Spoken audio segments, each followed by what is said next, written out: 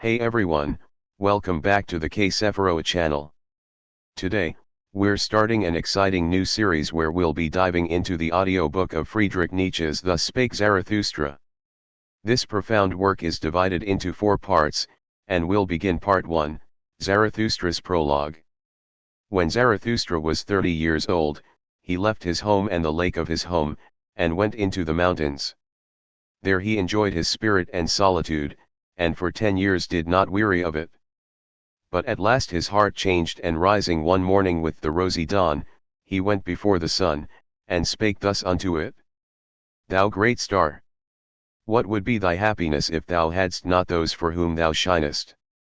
For 10 years hast thou climbed hither unto my cave, thou wouldst have wearied of thy light and of the journey, had it not been for me, mine eagle, and my serpent.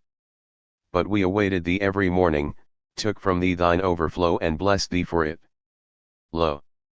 I am weary of my wisdom, like the bee that hath gathered too much honey, I need hands outstretched to take it. I would fain bestow and distribute, until the wise have once more become joyous in their folly, and the poor happy in their riches. Therefore must I descend into the deep, as thou doest in the evening, when thou goest behind the sea, and givest light also to the nether world, thou exuberant star. Like thee must I go down, as men say, to whom I shall descend. Bless me, then, thou tranquil eye, that canst behold even the greatest happiness without envy. Bless the cup that is about to overflow, that the water may flow golden out of it, and carry everywhere the reflection of thy bliss. Lo! This cup is again going to empty itself, and Zarathustra is again going to be a man. Thus began Zarathustra's downgoing. Zarathustra went down the mountain alone, no one meeting him. When he entered the forest, however, there suddenly stood before him an old man, who had left his holy cot to seek roots. And thus spake the old man to Zarathustra: No stranger to me is this wanderer, many years ago passed he by. Zarathustra he was called, but he hath altered. Then thou carriedst thine ashes into the mountains, wilt thou now carry thy fire into the valleys? Fearest thou not the incendiary's doom? Yea, I recognize Zarathustra. Pure is his eye, and no loathing lurketh about his mouth. Goeth he not along like a dancer? Altered is Zarathustra, a child hath Zarathustra become, an awakened one is Zarathustra. What wilt thou do in the land of the sleepers? As in the sea hast thou lived in solitude, and it hath borne thee up. Alas, wilt thou now go ashore?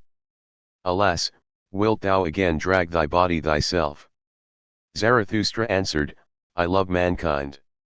Why, said the saint, did I go into the forest and the desert? Was it not because I loved men far too well? Now I love God, men, I do not love. Man is a thing too imperfect for me.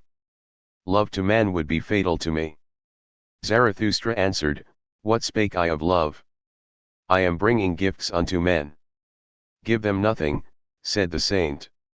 Take rather part of their load, and carry it along with them that will be most agreeable unto them, if only it be agreeable unto thee. If, however, thou wilt give unto them, give them no more than an alms, and let them also beg for it. No, replied Zarathustra, I give no alms. I am not poor enough for that. The saint laughed at Zarathustra, and spake thus, Then see to it that they accept thy treasures. They are distrustful of anchorites, and do not believe that we come with gifts. The fall of our footsteps ringeth too hollow through their streets. And just as at night, when they are in bed and hear a man abroad long before sunrise, so they ask themselves concerning us, Where goeth the thief? Go not to men, but stay in the forest. Go rather to the animals. Why not be like me, a bear amongst bears, a bird amongst birds? And what doth the saint in the forest? Asked Zarathustra. The saint answered, I make hymns and sing them, and in making hymns I laugh and weep and mumble, thus do I praise God. With singing, weeping, laughing, and mumbling do I praise the God who is my God. But what dost thou bring us as a gift? When Zarathustra had heard these words, he bowed to the saint and said, What should I have to give thee? Let me rather hurry hence lest I take aught away from thee. And thus they parted from one another, the old man and Zarathustra, laughing like schoolboys. When Zarathustra was alone, however, he said to his heart, could it be possible? This old saint in the forest hath not yet heard of it, that God is dead. When Zarathustra arrived at the nearest town which adjoineth the forest, he found many people assembled in the market-place, for it had been announced that a rope dancer would give a performance. And Zarathustra spake thus unto the people. I teach you the Superman. Man is something that is to be surpassed. What have ye done to surpass man? All beings hitherto have created something beyond themselves, and ye want to be the ebb of that great tide, and would rather go back to the beast than surpass man? What is the ape to man? A laughing stock, a thing of shame. And just the same shall man be to the Superman, a laughing stock, a thing of shame. Ye have made your way from the worm to man, and much within you is still worm. Once were ye apes, and even yet man is more of an ape than any of the apes. Even the wisest among you is only a disharmony and hybrid of plant and phantom. But do I bid you become phantoms or plants? Lo, I teach you the Superman. The Superman is the meaning of the earth. Let your will say, the Superman shall be the meaning of the earth. I conjure you, my brethren, remain true to the earth, and believe not those who speak unto you of super-earthly hopes. Poisoners are they, whether they know it or not. Despisers of life are they, decaying ones and poisoned ones themselves, of whom the earth is weary, so away with them.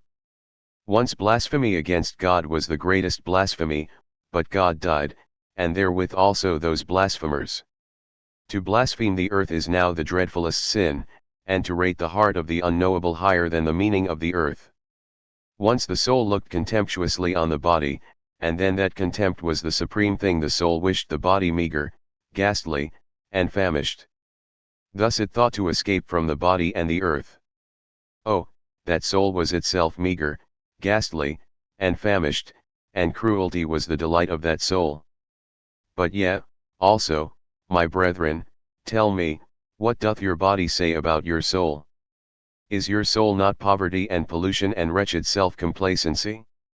Verily, a polluted stream is man. One must be a sea, to receive a polluted stream without becoming impure.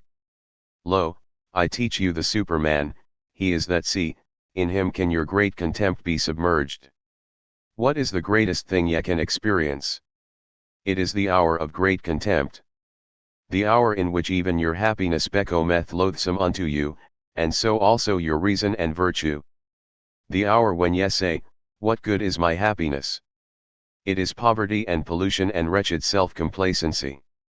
But my happiness should justify existence itself. The hour when ye say, what good is my reason? Doth it long for knowledge as the lion for his food? It is poverty and pollution and wretched self-complacency. The hour when ye say, what good is my virtue? As yet it hath not made me passionate. How weary I am of my good and my bad. It is all poverty and pollution and wretched self-complacency. The hour when ye say, what good is my justice? I do not see that I am fervour and fuel. The just, however, are fervour and fuel. The hour when ye say, what good is my pity? Is not pity the cross on which he is nailed who loveth man? But my pity is not a crucifixion. Have ye ever spoken thus? Have ye ever cried thus? Ah! Would that I had heard you crying thus! It is not your sin, it is your self-satisfaction that crieth unto heaven, your very sparingness in sin crieth unto heaven. Where is the lightning to lick you with its tongue? Where is the frenzy with which ye should be inoculated? Lo, I teach you the Superman, he is that lightning, he is that frenzy. When Zarathustra had thus spoken, one of the people called out, we have now heard enough of the rope dancer, it is time now for us to see him. And all the people laughed at Zarathustra. But the rope dancer, who thought the words applied to him, began his performance. Zarathustra, however, looked at the people and wondered. Then he spake thus. Man is a rope stretched between the animal and the Superman, a rope over an abyss. A dangerous crossing, a dangerous wayfaring, a dangerous looking back, a dangerous trembling and halting. What is great in man is that he is a bridge and not a goal. What is lovable in man is that he is an overgoing and a downgoing. I love those that know not how to live except as downgoers, for they are the overgoers. I love the great despisers, because they are the great adorers, and arrows of longing for the other shore. I love those who do not first seek a reason beyond the stars for going down and being sacrifices, but sacrifice themselves to the earth, that the earth of the Superman may hereafter arrive. I love him who liveth in order to know, and seeketh to know in order that the Superman may hereafter live. Thus seeketh he his own downgoing. I love him who laboureth and inventeth, that he may build the house for the Superman, and prepare for him earth, animal, and plant, for thus seeketh he his own downgoing. I love him who loveth his virtue, for virtue is the will to downgoing, and an arrow of longing. I love him who reserveth no share of spirit for himself, but wanteth to be wholly the spirit of his virtue, thus walketh he as spirit over the bridge. I love him who maketh his virtue his inclination and destiny, thus, for the sake of his virtue, he is willing to live on, or live no more. I love him who desireth not too many virtues. One virtue is more of a virtue than two, because it is more of a knot for one's destiny to cling to. I love him whose soul is lavish, who wanteth no thanks and doth not give back, for he always bestoweth, and desireth not to keep for himself. I love him who is ashamed when the dice fall in his favor, and who then asketh, Am I a dishonest player? For he is willing to succumb. I love him who scattereth golden words in advance of his deeds, and always doth more than he promiseth, for he seeketh his own downgoing. I love him who justifieth the future ones, and redeemeth the past ones, for he is willing to succumb through the present ones. I love him who chasteneth his God, because he loveth his God, for he must succumb through the wrath of his God. I love him whose soul is deep even in the wounding, and may succumb through a small matter, thus goeth he willingly over the bridge. I love him whose soul is so overfull that he forgetteth himself, and all things are in him, thus all things become his downgoing. I love him who is of a free spirit and a free heart, thus is his head only the bowels of his heart, however, causeth his downgoing. I love all who are like heavy drops falling one by one out of the dark cloud that lowereth over man, they herald the coming of the lightning, and succumb as heralds. Lo, I am a herald of the lightning, and a heavy drop out of the cloud. The lightning, however, is the Superman. When Zarathustra had spoken these words, he again looked at the people, and was silent. There they stand, said he to his heart, there they laugh, they understand me not, I am not the mouth for these ears. Must one first batter their ears, that they may learn to hear with their eyes? Must one clatter like kettledrums and penitential preachers? Or do they only believe the stammerer? They have something whereof they are proud. What do they call it, that which maketh them proud? Culture, they call it, it distinguisheth them from the goatherds. They dislike, therefore, to hear of contempt of themselves. So I will appeal to their pride. I will speak unto them of the most contemptible thing, that, however, is the last man. And thus spake Zarathustra unto the people. It is time for man to fix his goal. It is time for man to plant the germ of his highest hope. Still is his soil rich enough for it? But that soil will one day be poor and exhausted, and no lofty tree will any longer be able to grow thereon. Alas! There cometh the time when man will no longer launch the arrow of his longing beyond man, and the string of his bow will have unlearned to whiz. I tell you, one must still have chaos in one, to give birth to a dancing star. I tell you, ye have still chaos in you. Alas! There cometh the time when man will no longer give birth to any star. Alas!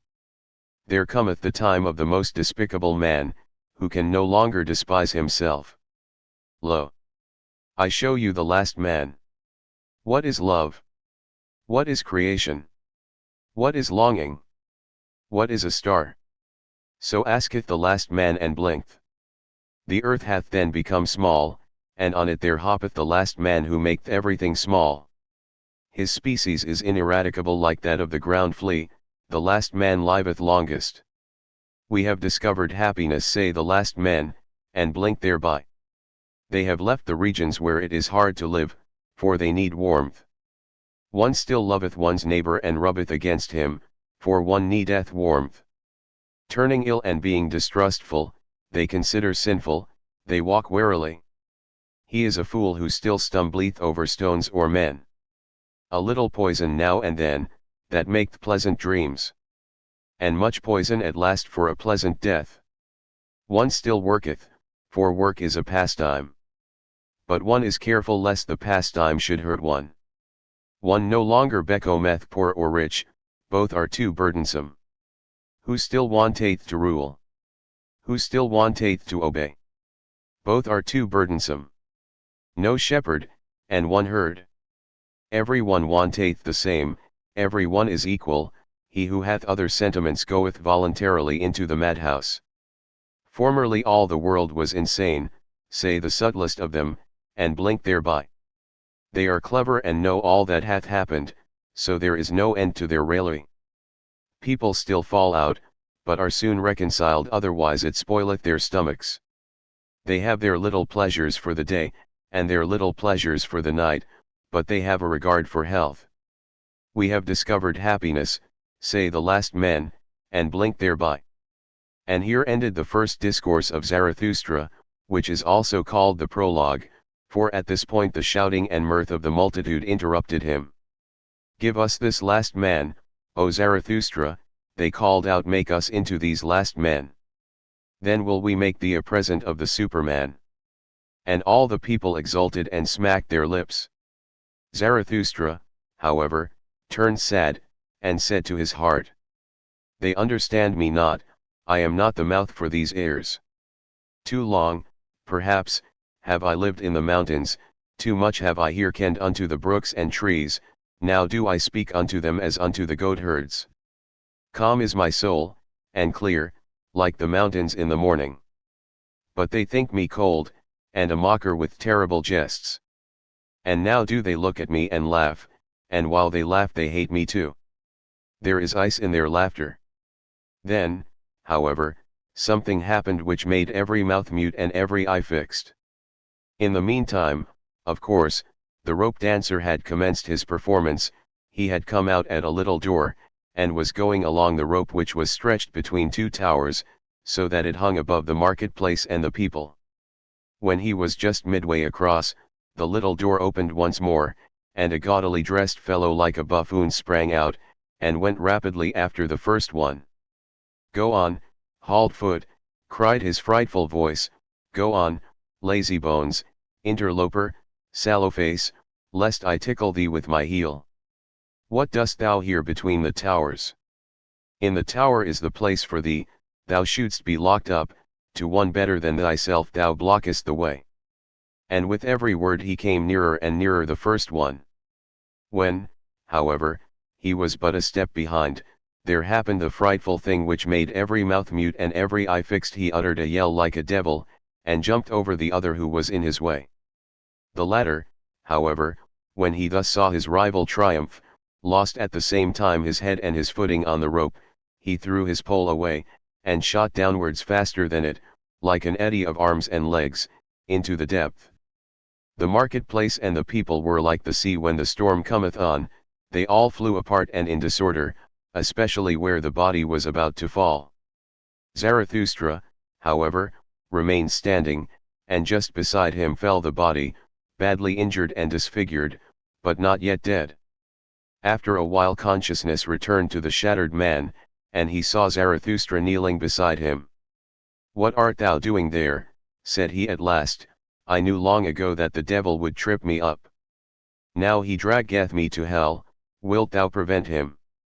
On mine honor, my friend, answered Zarathustra, there is nothing of all that whereof thou speakest, there is no devil and no hell. Thy soul will be dead even sooner than thy body, fear, therefore, nothing any more. The man looked up distrustfully. If thou speakest the truth, said he, I lose nothing when I lose my life. I am not much more than an animal which hath been taught to dance by blows and scanty fare. Not at all, said Zarathustra, thou hast made danger thy calling, therein there is nothing contemptible. Now thou perishest by thy calling, therefore will I bury thee with mine own hands. When Zarathustra had said this, the dying one did not reply further, but he moved his hand as if he sought the hand of Zarathustra in gratitude. Meanwhile the evening came on, and the marketplace veiled itself in gloom. Then the people dispersed, for even curiosity and terror become fatigued. Zarathustra, however, still sat beside the dead man on the ground, absorbed in thought, so he forgot the time. But at last it became night, and a cold wind blew upon the lonely one. Then arose Zarathustra and said to his heart, Verily, a fine catch of fish hath Zarathustra made today. It is not a man he hath caught, but a corpse. Sombre is human life, and as yet without meaning, a buffoon may be faithful to it. I want to teach men the sense of their existence, which is the Superman, the lightning out of the dark cloud man. But still am I far from them, and my sense speaketh not unto their sense. To men I am still something between a fool and a corpse. Gloomy is the night, gloomy are the ways of Zarathustra. Come, thou cold and stiff companion. I carry thee to the place where I shall bury thee with mine own hands. When Zarathustra had said this to his heart, he put the corpse upon his shoulders and set out on his way. Yet had he not gone 100 steps, when there stole a man up to him and whispered in his ear, and lo! He that spake was the buffoon from the tower. Leave this town, O Zarathustra, said he, there are too many here who hate thee.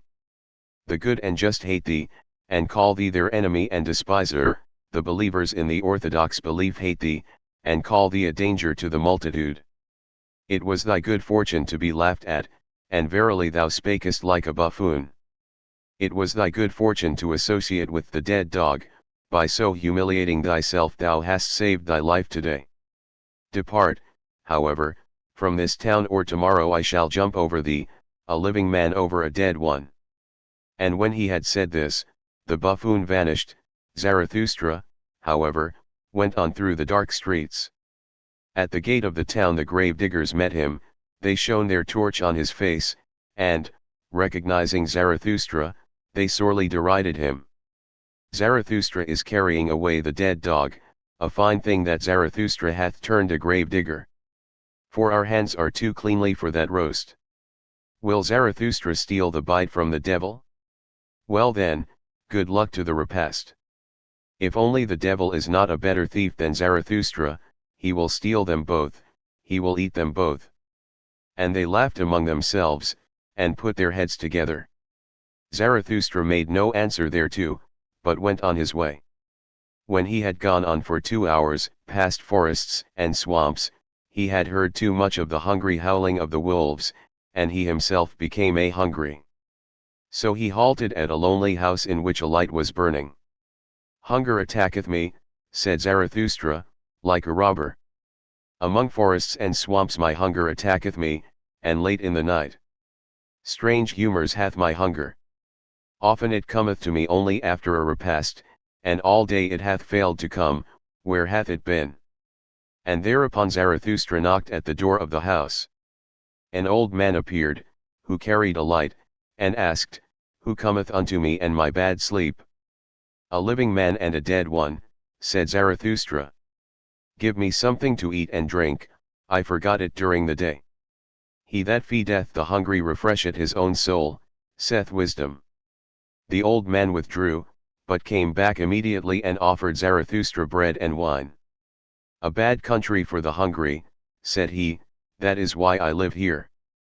Animal and man come unto me, the Ancho right. But bid thy companion eat and drink also, he is wearier than thou. Zarathustra answered, My companion is dead, I shall hardly be able to persuade him to eat. That doth not concern me, said the old man sullenly, he that knocketh at my door must take what I offer him. Eat, and fare ye well. Thereafter Zarathustra again went on for 2 hours, trusting to the path and the light of the stars, for he was an experienced night walker, and liked to look into the face of all that slept. When the morning dawned, however, Zarathustra found himself in a thick forest, and no path was any longer visible. He then put the dead man in a hollow tree at his head, for he wanted to protect him from the wolves, and laid himself down on the ground and moss. And immediately he fell asleep, tired in body, but with a tranquil soul. Long slept Zarathustra, and not only the rosy dawn passed over his head, but also the morning. At last, however, his eyes opened, and amazedly he gazed into the forest and the stillness, amazedly he gazed into himself. Then he arose quickly, like a seafarer who all at once seeth the land, and he shouted for joy, for he saw a new truth. And he spake thus to his heart: A light hath dawned upon me, I need companions, living ones, not dead companions and corpses, which I carry with me where I will. But I need living companions, who will follow me because they want to follow themselves and to the place where I will. A light hath dawned upon me. Not to the people is Zarathustra to speak, but to companions. Zarathustra shall not be the herd's herdsman and hound. To allure many from the herd, for that purpose have I come. The people and the herd must be angry with me, a robber shall Zarathustra be called by the herdsman. Herdsmen, I say, but they call themselves the good and just. Herdsmen, I say, but they call themselves the believers in the orthodox belief. Behold the good and just. Whom do they hate most? Him who breaketh up their tables of values, the breaker, the lawbreaker. He, however, is the Creator. Behold the believers of all beliefs. Whom do they hate most? Him who breaketh up their tables of values, the breaker, the lawbreaker. He, however, is the Creator. Companions, the Creator seeketh, not corpses, and not herds or believers either. Fellow creators, the Creator seeketh those who grave new values on new tables. Companions, the Creator seeketh, and fellow reapers, for everything is ripe for the harvest with him. But he lacketh 100 sickles, so he plucketh the ears of corn and is vexed. Companions, the Creator seeketh, and such as know how to whet their sickles. Destroyers, will they be called, and despisers of good and evil. But they are the reapers and rejoicers. Fellow creators, Zarathustra seeketh, fellow reapers and fellow rejoicers, Zarathustra seeketh, what hath he to do with herds and herdsmen and corpses? And thou, my first companion, rest in peace. Well have I buried thee in thy hollow tree, well have I hid thee from the wolves. But I part from thee, the time hath arrived. Twixt rosy dawn and rosy dawn there came unto me a new truth. I am not to be a herdsman, I am not to be a grave digger. Not any more will I discourse unto the people, for the last time have I spoken unto the dead. With the creators, the reapers, and the rejoicers will I associate, the rainbow will I show them, and all the stairs to the Superman. To the lone dwellers will I sing my song, and to the twain dwellers, and unto him who hath still ears for the unheard, will I make the heart heavy with my happiness. I make for my goal, I follow my course, over the loitering and tardy will I leap. Thus let my ongoing be their downgoing. This had Zarathustra said to his heart when the sun stood at noontide. Then he looked inquiringly aloft, for he heard above him the sharp call of a bird. And behold! An eagle swept through the air in wide circles, and on it hung a serpent, not like a prey, but like a friend, for it kept itself coiled round the eagle's neck. They are mine animals, said Zarathustra, and rejoiced in his heart. The proudest animal under the sun, and the wisest animal under the sun, they have come out to reconnoitre. They want to know whether Zarathustra still liveth. Verily, do I still live? More dangerous have I found it among men than among animals, in dangerous paths goeth Zarathustra. Let mine animals lead me. When Zarathustra had said this, he remembered the words of the saint in the forest. Then he sighed and spake thus to his heart. Would that I were wiser. Would that I were wise from the very heart, like my serpent. But I am asking the impossible. Therefore do I ask my pride to go always with my wisdom. And if my wisdom should some day forsake me, alas, it loveth to fly away, may my pride then fly with my folly. Thus began Zarathustra's downgoing. Thank you for listening. I hope you enjoyed this introduction to Nietzsche's profound work. Stay tuned for the next part, where we'll continue exploring Zarathustra's journey and teachings. Don't forget to like, subscribe, and hit that notification bell for more audiobook readings. Until next time, keep exploring and stay curious.